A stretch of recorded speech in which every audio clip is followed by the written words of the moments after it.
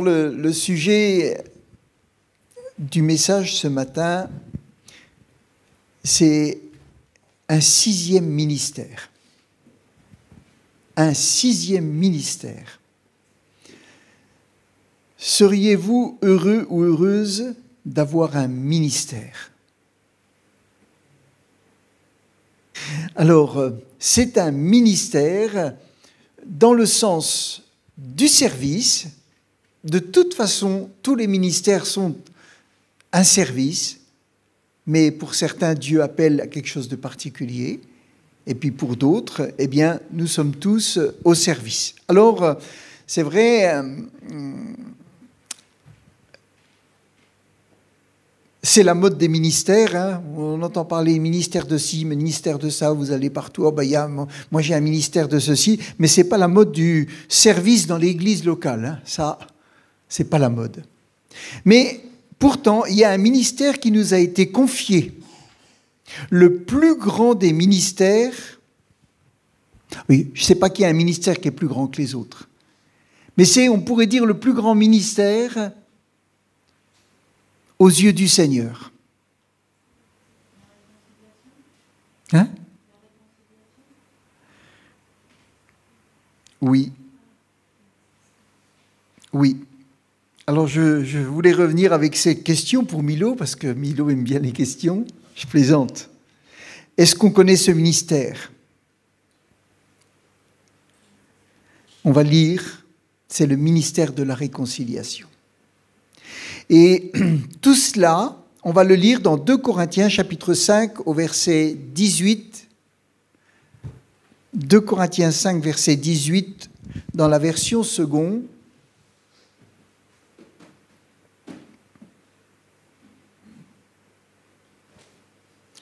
Il est dit, « Et tout cela vient de Dieu, qui nous a réconciliés avec lui, par Christ, et qui nous a donné le ministère de la réconciliation. » Amen. Il nous a donné le ministère de la réconciliation. Alors oui, c'est vrai, il y a les 5 ministères qui sont les ministères, voilà, qu'on connaît, pasteurs, etc., évangélistes, apôtres, mais là, il est parlé d'un ministère de la réconciliation. Et c'est pour ça que j'ai dit, il y a un 6e ministère. Alors, on ne va pas rajouter à la parole de Dieu ce qu'elle ne dit pas, mais on ne va pas non plus lui enlever ce qu'elle dit. Et qu'est-ce que ce ministère? Le ministère de la réconciliation. Savez-vous que vous l'avez reçu? Que faisons-nous de ce ministère? Avez-vous compris votre ministère? Et est-ce que vous utilisez ce ministère, le ministère de la réconciliation? Vous savez, avant d'exercer un ministère, il faut en connaître ses objectifs. Et il faut comprendre l'origine de ce ministère. Et le ministère de la réconciliation ne peut être exercé que par des hommes et des femmes qui ont vécu la réconciliation. Mais quel genre de réconciliation?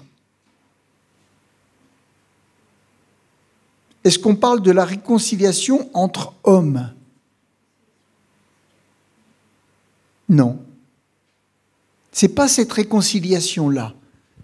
Parce que vous savez, les hommes ont besoin de se réconcilier, et dans les églises, il y a besoin de se réconcilier, etc. Dans les familles, il y a des fois besoin de se réconcilier, mais ce n'est pas de ça. C'est pas ce ministère-là, ou c'est pas un ministère. C'est simplement se demander pardon, se reconnaître comme étant des enfants de Dieu, ou simplement, eh bien, arriver à ce que les gens s'entendent. Parle-t-on de la réconciliation de l'homme avec Dieu?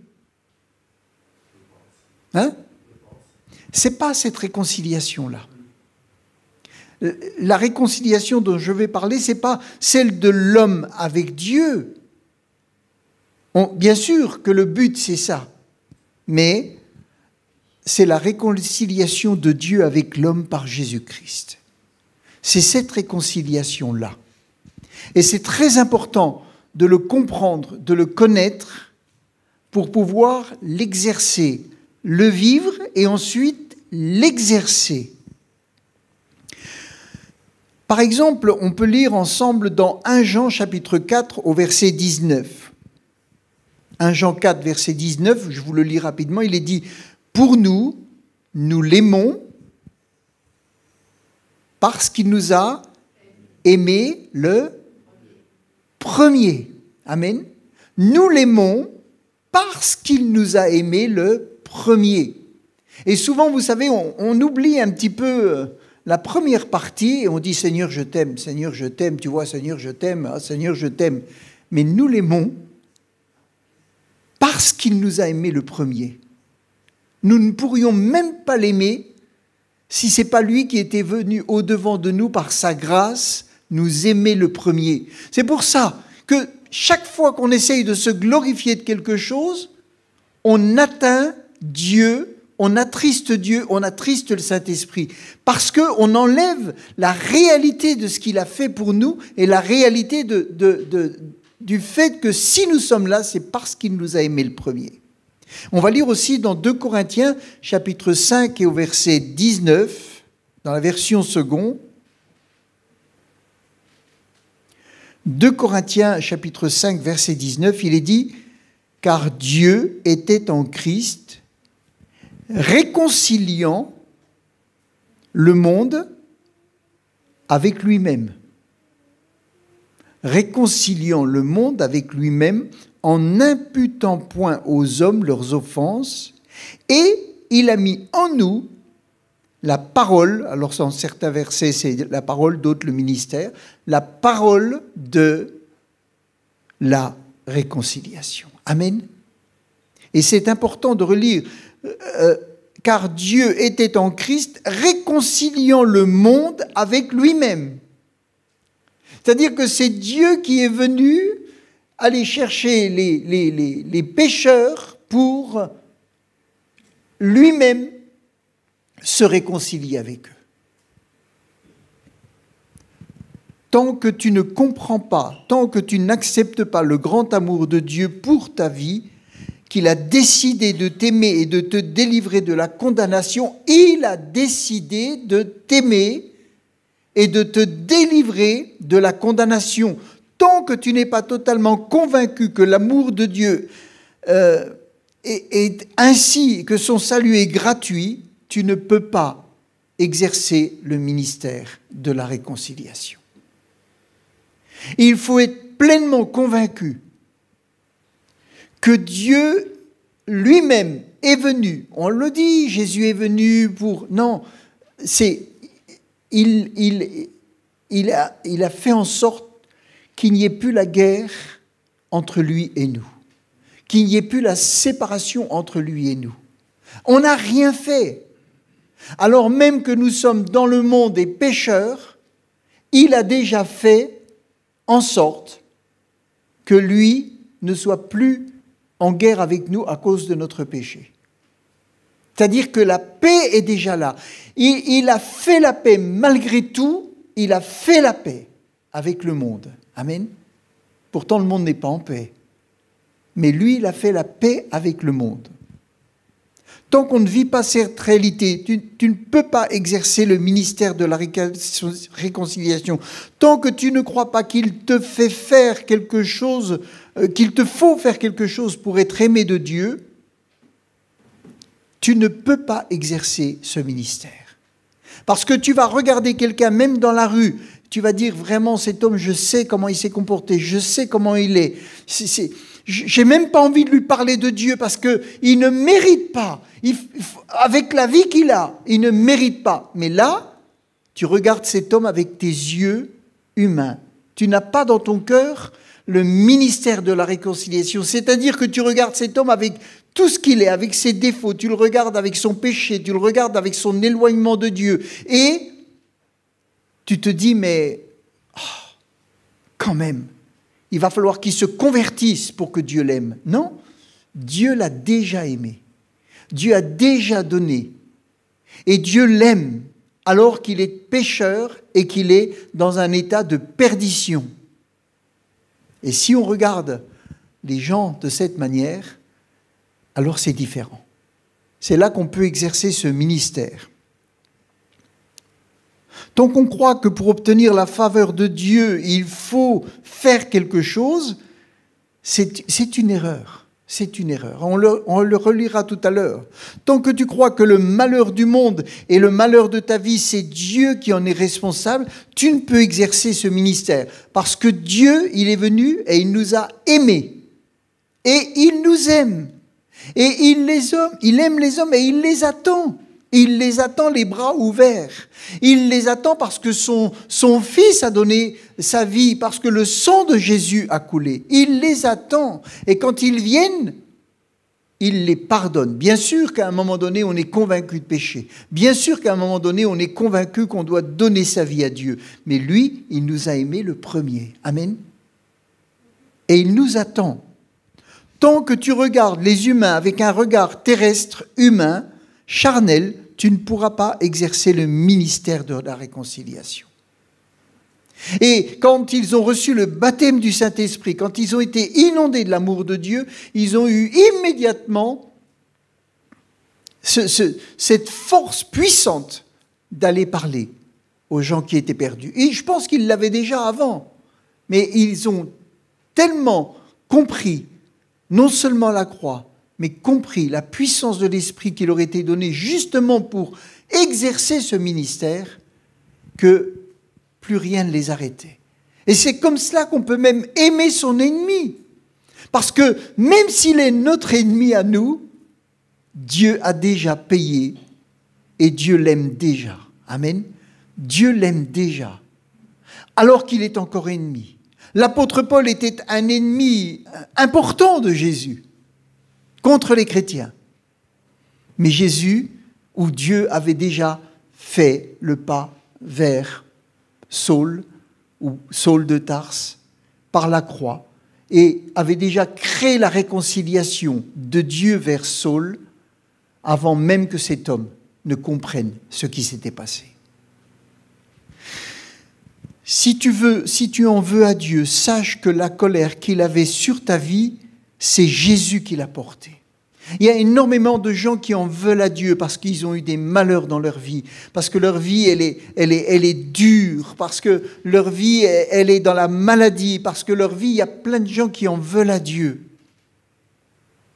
Mais ils en veulent à Dieu alors que Dieu les aime, alors que Dieu a tout donné et que Dieu a créé un pont entre eux et lui au travers de Jésus.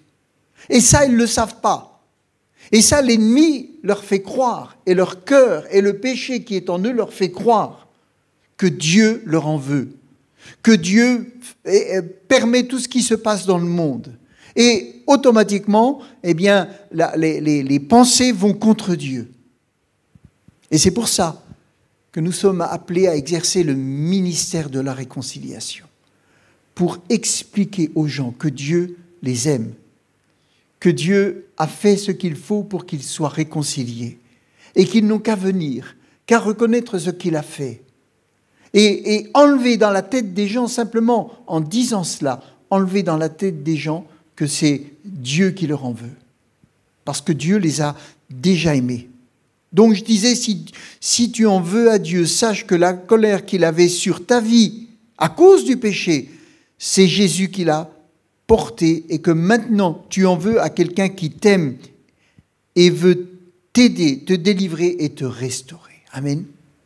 Vous savez, quand, je ne sais plus comment il s'appelait, celui qui a parlé à Nicky Cruz, c'est vieux ça, maintenant, ça a des années, il lui a dit une parole: Jésus t'aime. C'était, Billy Graham? Non, c'est pas Billy Graham, c'est... David Wilkerson, voilà, qui a parlé à cet homme-là.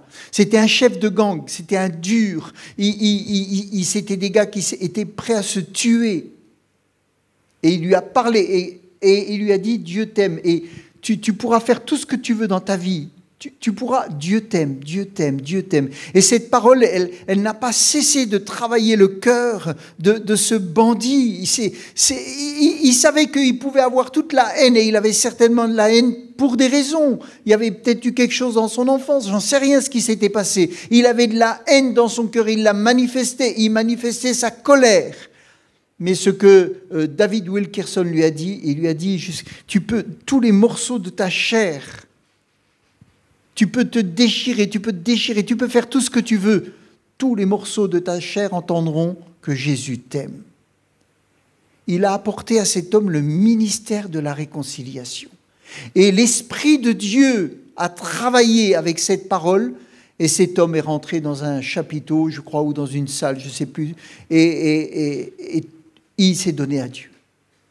Parce que la parole de réconciliation qu'il avait entendue ne l'a plus quitté. Oui, Dieu avait travaillé son cœur. Oui, c'est vrai que certainement, il avait des choses qu'il avait préparées à se donner à Dieu. Mais je crois, vous savez, je vous ferai une liste de toutes les façons où Dieu travaille les vies. Quand on évangélise, Dieu a déjà évangélisé le cœur des hommes par leur conscience, par les circonstances. Dieu a déjà travaillé la vie des gens. Et nous, quand on vient leur parler, le travail est déjà fait. Mais simplement, on vient leur apporter quelque chose qui déclenche. C'est la parole de Dieu quand elle est semée dans un cœur.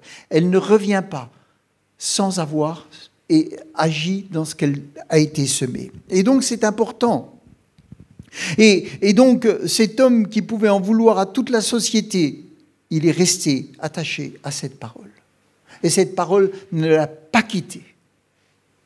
Et toute la bande, et ça a fait un livre, ça a fait des films qui ont servi à l'évangélisation dans le monde entier, ce témoignage. Saul de Tarse, qui était un donneur d'ordre contre les chrétiens pour les faire exécuter ou mettre en prison, ne pouvait pas exercer ce ministère. Mais tout a changé quand il a compris qui était Jésus.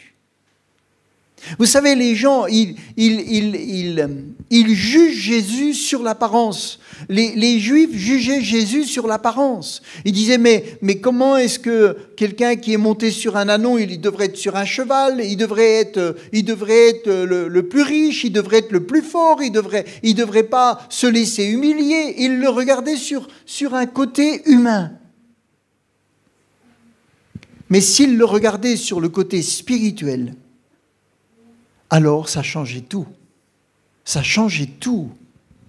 Qu'est-ce que ce ministère? Le ministère de la réconciliation, c'est le ministère des ambassadeurs. Vous savez, notre Église s'appelle ambassade chrétienne. C'est le ministère des ambassadeurs. C'est le ministère de la compréhension de l'amour inimaginable de Dieu, créateur vis-à-vis de la création de l'homme.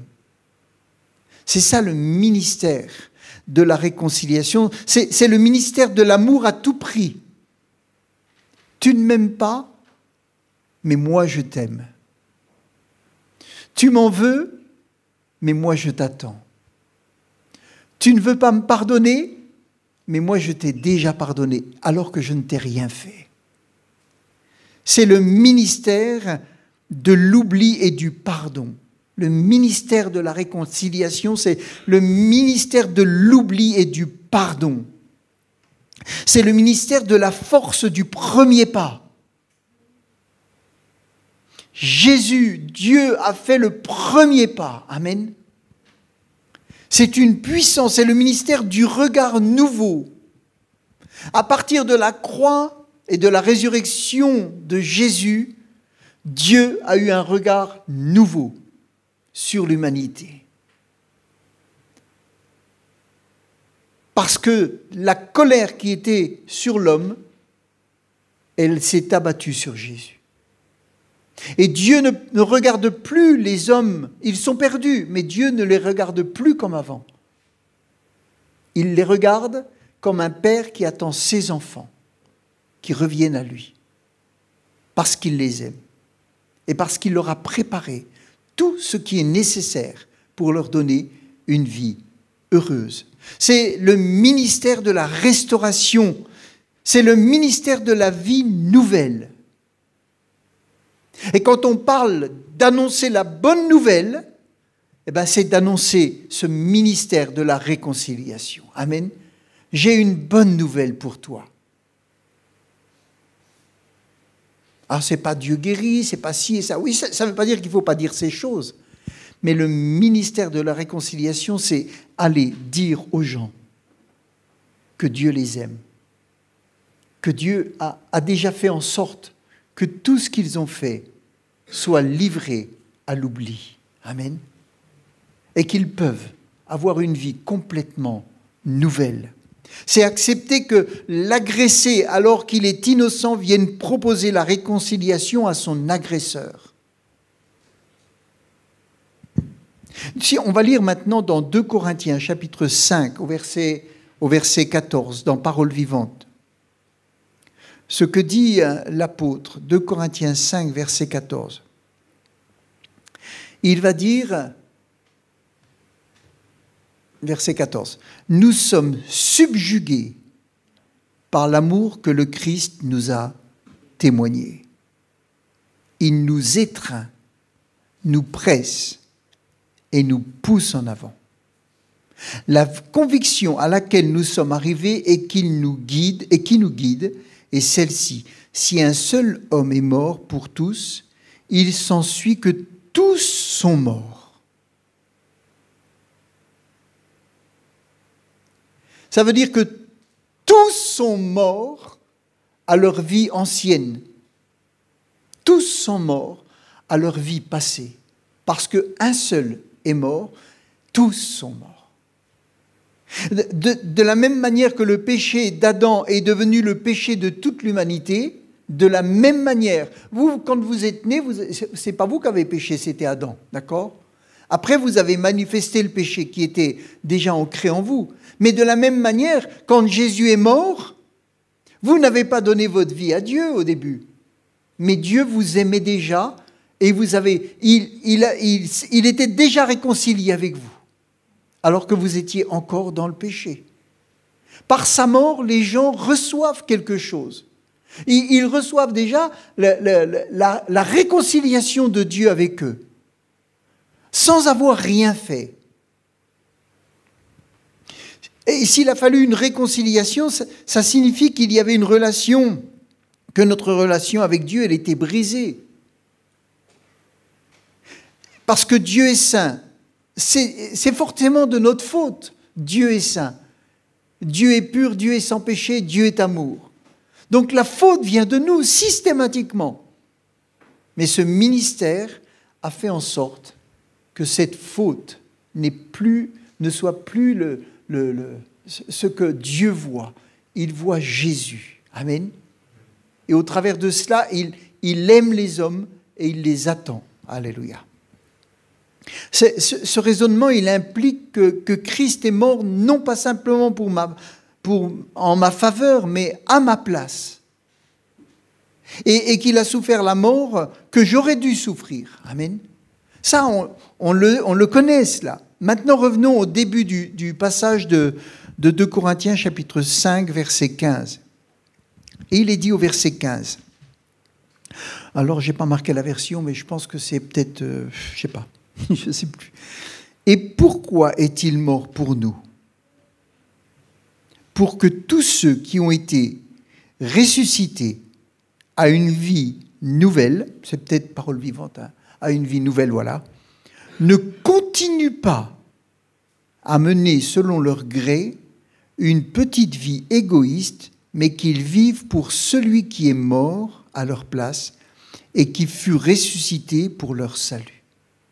C'est-à-dire que le but de Dieu, c'est que les hommes ne vivent plus pour eux, mais qu'au travers de ce message, ils décident de vivre pour Dieu. Que ça change leur vie, que ça change leur attitude. Et si on lit dans la version Tob, il est dit « Il est mort pour tous afin que les vivants ne vivent plus pour eux-mêmes, mais pour celui qui est mort et ressuscité pour eux. » Amen. Qu'ils vivent plus pour eux. Les gens vivent pour eux. Mais Dieu les appelle pour qu'ils vivent pour lui, comme c'était au départ. Pour que les choses rentrent dans l'ordre, pour que les cœurs soient apaisés, pour que la société soit apaisée, pour que les familles soient apaisées, pour que les pays soient apaisés. Si les gens vivent pour Dieu, s'ils rentrent en relation avec Dieu, le monde ira bien. Le monde ira bien.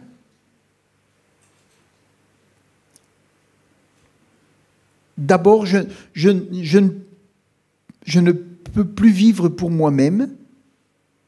Et ensuite, je vis pour lui. Amen. Je vis plus pour moi, mais je vis pour lui. Alors, une chose importante qu'on peut voir encore, en effet, si nous avons été, je n'ai pas le verset, mais en effet, si nous avons été réconciliés avec Dieu, grâce à la mort de son Fils, lorsque nous étions ses ennemis. Écoutez, en effet, si nous avons été réconciliés avec Dieu, grâce à la mort de son Fils, lorsque nous étions ennemis. Amen. Ce n'est pas lorsque nous nous sommes repentis, c'est lorsque nous étions ennemis. Nous serons à bien plus forte raison sauvés par sa vie, maintenant que nous sommes réconciliés. Amen. C'est-à-dire que la première étape fait que Dieu n'a plus de colère contre l'homme. Mais ça ne veut pas dire qu'il est sauvé. Mais si Dieu a déjà fait ce pas, si nous avons été réconciliés, alors à plus forte raison maintenant, nous serons à bien plus forte raison sauvés par sa vie maintenant que nous sommes réconciliés. Amen. C'est-à-dire que lui, il a fait le pas pour être réconcilié avec nous. Et maintenant, si nous faisons le pas, alors nous serons aussi, amen, réconciliés avec lui. Alléluia. Des fois, vous avez quelqu'un qui ne veut pas vous pardonner, mais vous l'avez pardonné. Vous l'attendez, vous l'aimez. Il faut que lui, voilà, il faut qu'il fasse sa part, mais de votre côté, le problème est réglé. Mais pour Dieu, le problème est réglé. Amen. Mais il faut que les gens comprennent que le problème est réglé et que Dieu ne leur en veut plus. Maintenant, la suite du verset 2 Corinthiens 5, verset 16, dans Paroles vivantes. Et c'est important cela. Il est dit, « Ainsi, désormais, nous ne jugeons plus personne d'après des critères purement extérieurs à la manière du monde. Autrefois, notre jugement sur le Christ lui-même se basait sur son apparence extérieure. Il est dit qu'il n'avait rien pour attirer. Ça ne brillait pas. Il n'avait rien pour attirer. À la manière sur son apparence extérieure. Ce que nous pensions de lui s'inspirait des points de vue du monde, mais maintenant nous le connaissons d'une toute autre manière. Ça a changé. Ça a changé. Et tous ceux qui regardaient Jésus, ils le regardaient d'un point de vue humain. Et ils le jugeaient d'un point de vue humain. Mais si ils le regardaient de l'autre côté, ils auraient vu l'amour. Et nous-mêmes, quand nous regardons les gens d'un point de vue humain, nous les voyons avec tous leurs défauts. Mais si nous les voyons, si nous les regardons avec le point de vue de Dieu, nous le regardons avec un ministère de réconciliation. Amen. Et nous pouvons leur parler de l'amour de Dieu, parce que nous les voyons comme Dieu. Et c'est pour ça qu'on ne peut pas exercer un tel ministère si on n'a pas compris le regard de Dieu. Amen. Si on n'a pas compris la première étape de l'action de Dieu avant même la croix, l'étape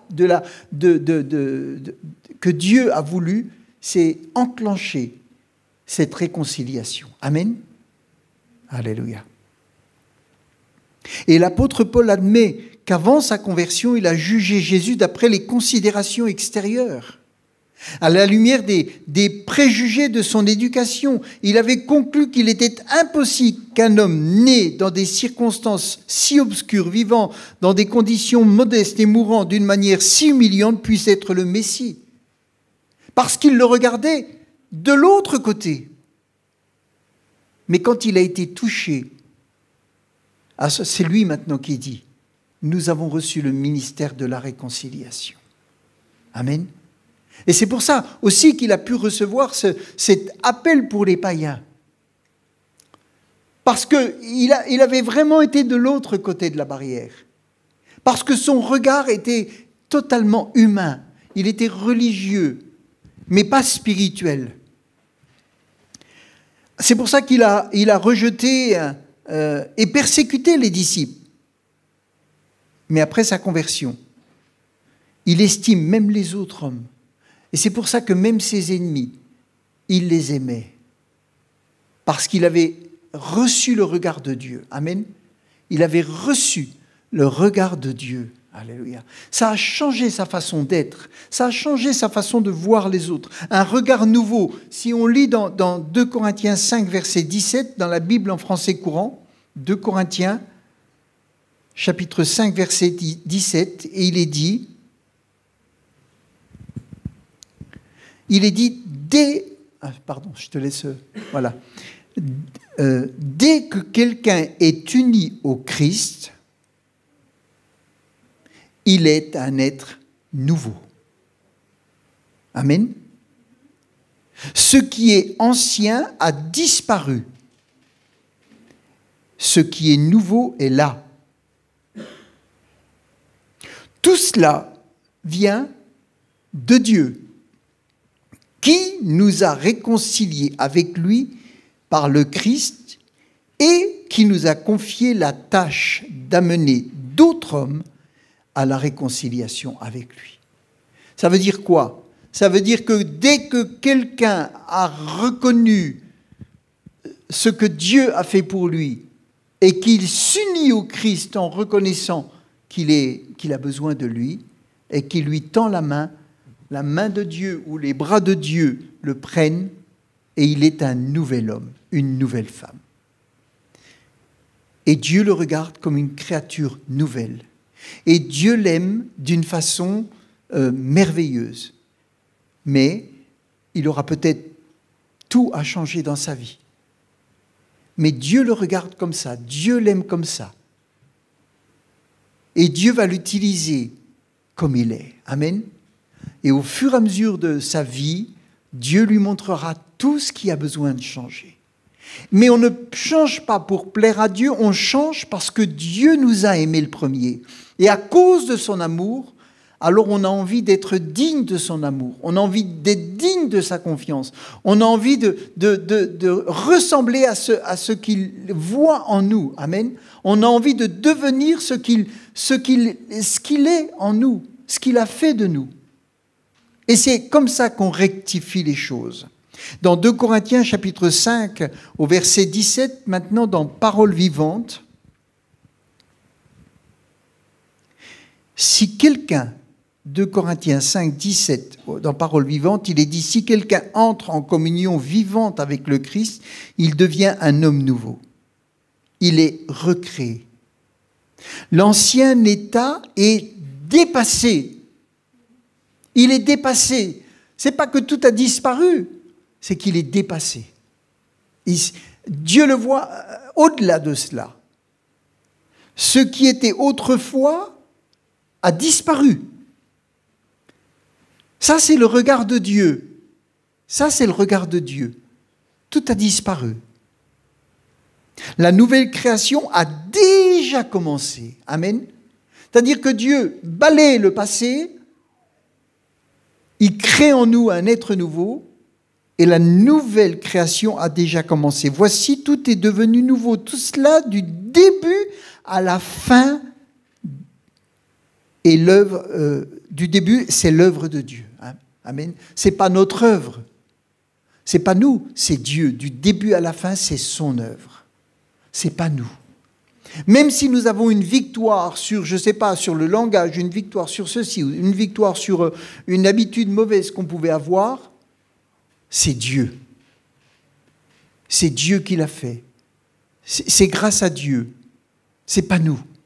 Oui, c'est vrai qu'on est rentré dans ce processus où on dit, Seigneur, je me sens pas bien. Mais c'est toi qui l'as fait. Amen. C'est toi qui as apporté le changement. Il nous a réconciliés avec lui-même par le Christ et il nous a confié le ministère de la réconciliation. Sache que si tu as reçu Jésus comme le Christ, Sauveur et Seigneur, il n'est plus question que Dieu revienne sur ton passé. Ça ne veut pas dire que le passé est réglé, mais ça veut dire que Dieu ne revient plus sur ton passé. Maintenant, il y a des choses de ton passé qui vont ressortir. Et tu vas les traiter avec Dieu. Mais tu ne te laisses pas accuser sur ton passé. Parce que ton passé, Dieu l'a réglé à la croix, par le sang de Jésus. Il est déjà réconcilié avec toi. Et parce que tu es venu à lui, tu es uni à lui et tu es déjà une nouvelle création. Mais ton âme est encore remplie de choses qui ne sont pas bonnes. Et au fur et à mesure, peu à peu, il y a un processus qui s'installe parce que chaque fois que tu choisis la vie, chaque fois que tu choisis ce qui plaît à Dieu, tu t'opposes à ce qui lui déplaît. Et simplement en choisissant à chaque fois ce qui plaît à Dieu, tu progresses. Et tu deviens de plus en plus conforme à l'image que Dieu a mis en toi. À l'homme que Dieu a créé en toi. Tu deviens peu à peu conforme à l'homme que Dieu a créé en toi. Amen. C'est-à-dire que tu te dépouilles de ce qui n'est pas bon et tu te laisses revêtir de ce que Dieu a déjà donné. Amen. C'est merveilleux quand même, hein?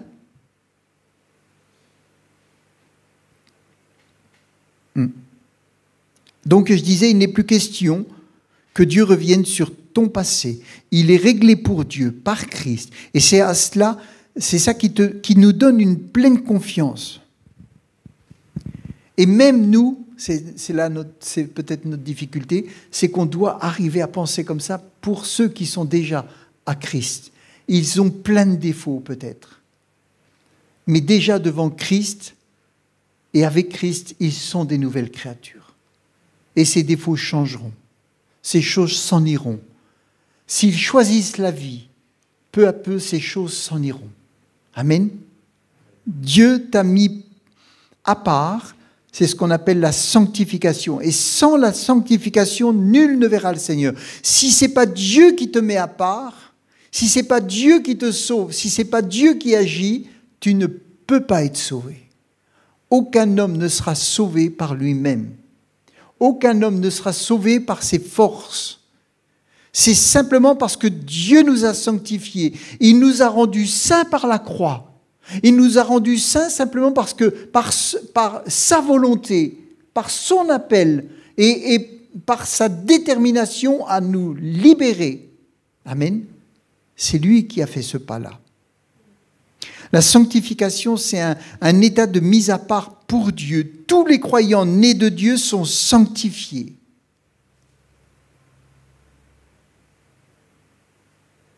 C'est une mise à part, une fois pour toutes, qui fait qu'on appartient à Dieu.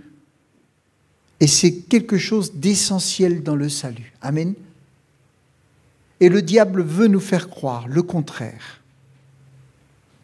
Je vais lire peut-être un dernier passage dans Hébreux 10, verset 5. Il y a, il est dit dans version second 21.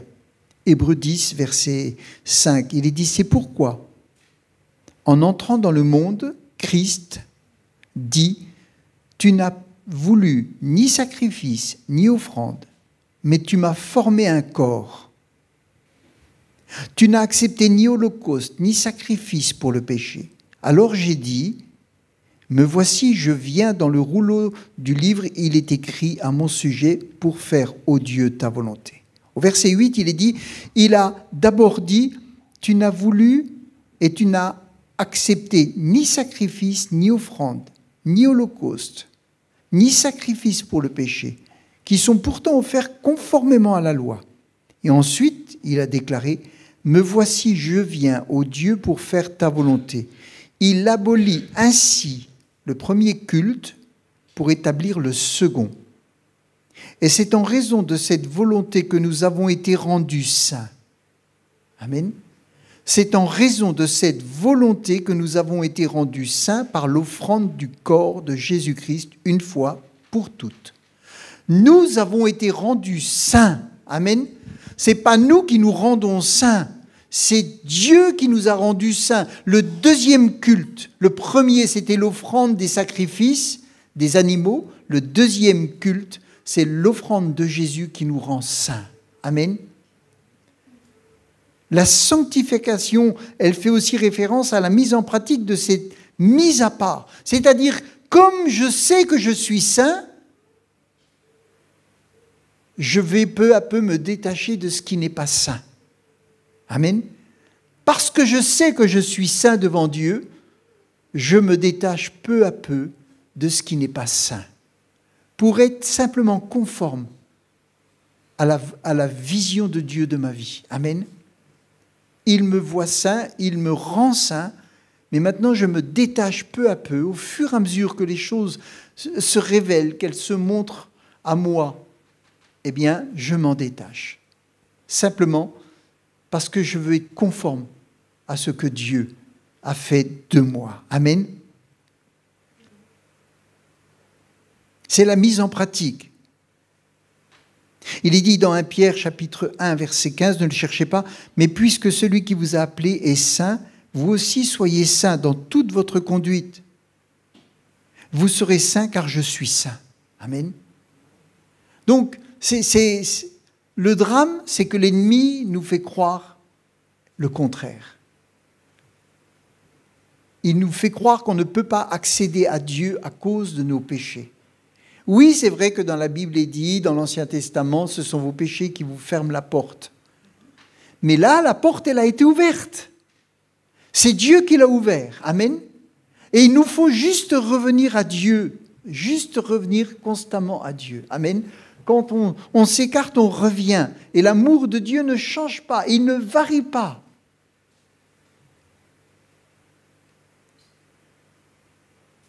Il est dit dans Hébreux 12, 4, « Cherchez à vivre en paix avec tout le monde, efforcez-vous de progresser vers une vie sainte, sans laquelle nul ne pourra voir le Seigneur. » Le terme sanctification a également un autre sens.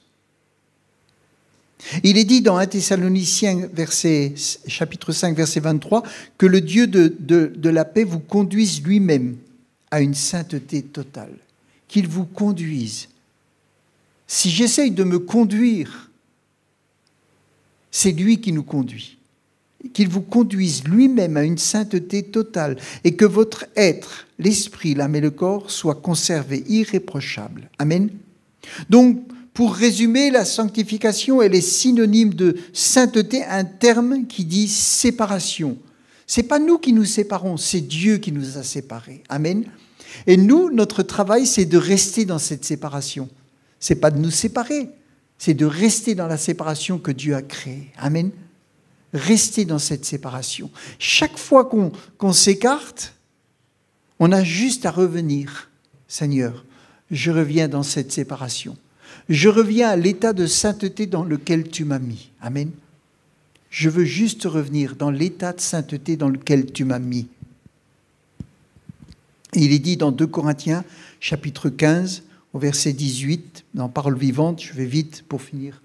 Il est dit, tout cela, du début à la fin, 2 Corinthiens 15, 18, tout cela, du début à la fin, est l'œuvre de Dieu. Amen. Est l'œuvre de Dieu. Gloire à Dieu. Il nous a réconciliés avec lui-même par le Christ et il nous a confié le ministère de la réconciliation. Amen.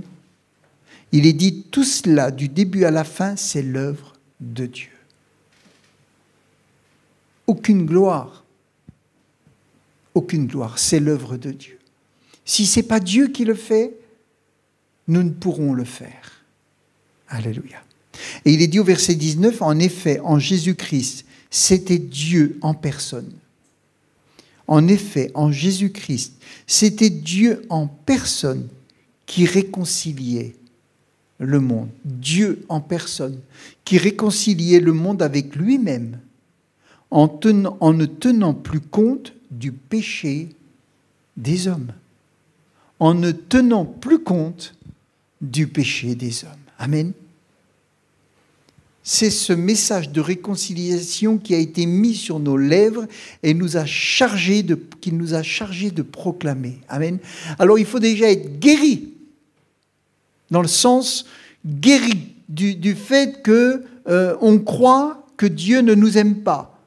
Être guéri du fait de croire que parce qu'on est écarté de la sainteté, Dieu s'écarte de nous. Non, Dieu ne s'écarte pas de nous, c'est nous qui nous écartons, mais il a toujours les bras ouverts, il nous aime toujours de la même manière, il nous attend toujours et il nous regarde quand même toujours avec ce regard de réconciliation qu'il a créé lui-même. Amen. C'est juste qu'on doit revenir sur cette voie-là. Amen. Simplement accepter d'être aimé. Simplement accepter d'être aimé alors qu'on est des pécheurs, alors qu'on ne glorifie pas Dieu, accepter d'être aimé. Amen. Ça change tout. Ça change tout parce que c'est l'amour qui nous pousse. C'est plus le fait de dire oui, si je suis comme ça, ça va mal se passer pour moi. Non, non, c'est pas ça. Il est dit, puisque nous avons reçu la mission, nous parlons donc en ambassadeurs du Christ. Par notre moyen, Dieu lui-même adresse son invitation aux hommes. Par notre moyen. Amen.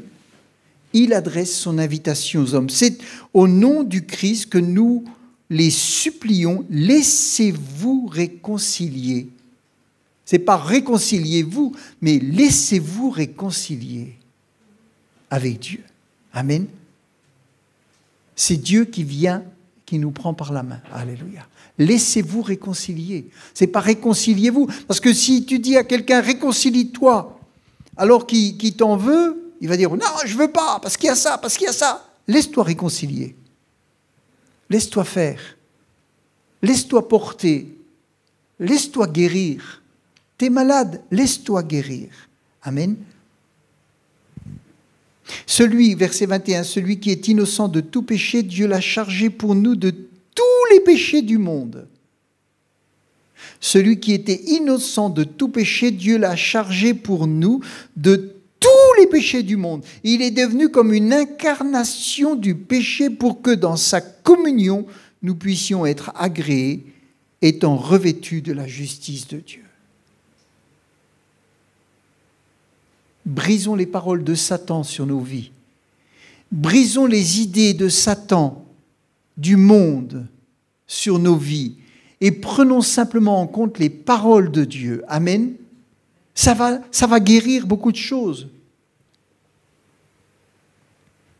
Et il est dit, à peine plus loin, je ne sais plus si tu suis, c'est pas grave. Or, puisque nous collaborons avec Dieu, nous vous exhortons, vous aussi, veillez à ce que la grâce divine que vous avez reçue ne demeure pas sans effet.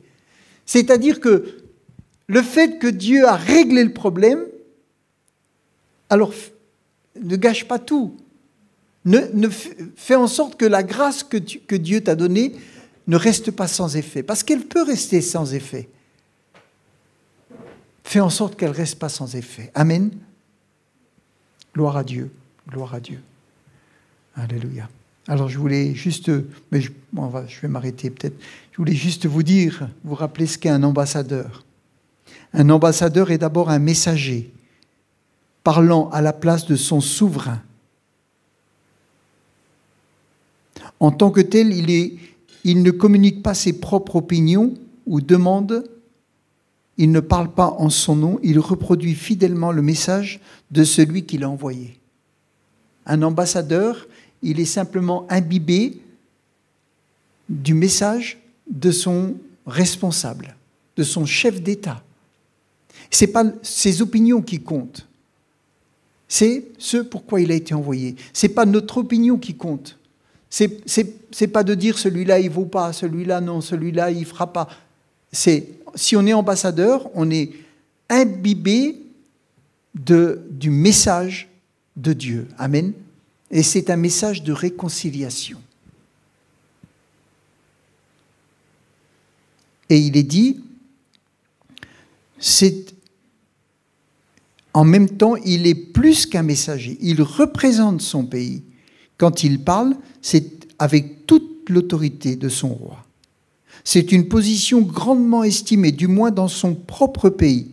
Mais l'ambassadeur n'est pas toujours traité avec respect dans le pays où il séjourne.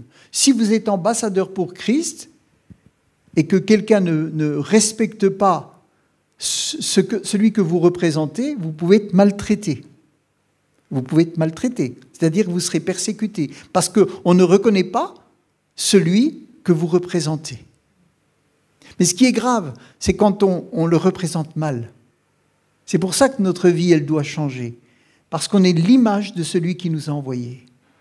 Si vous voyez l'ambassadeur, je ne sais pas, à Paris, d'Italie, qui est complètement saoul dans la rue, vous allez dire, ah ben dis donc, l'ambassadeur là, les Italiens, dis donc, le représentant de l'État italien, c'est pour ça que c'est important que nos vies puissent être à l'image de Dieu. Amen. Parce que nous représentons quelqu'un, une autorité. Il est parfois la cible des attaques et de l'hostilité ressentie envers le pays et le chef d'État qu'il représente. Il est ainsi, pour l'ambassadeur de Dieu, envoyé dans un monde hostile et rebelle au gouvernement divin. Il est investi de l'autorité de Dieu pour proclamer la paix avec Dieu et tous ceux qui se rendent et acceptent ces termes. Le chrétien le plus humble, lorsqu'il présente l'Évangile, a le droit et la responsabilité de dire à son interlocuteur « Je te supplie au nom de Christ », comme si c'était Dieu lui-même qui parle, soit réconcilié avec Dieu. Amen. Donc nous avons un ministère, le ministère de la réconciliation. Amen.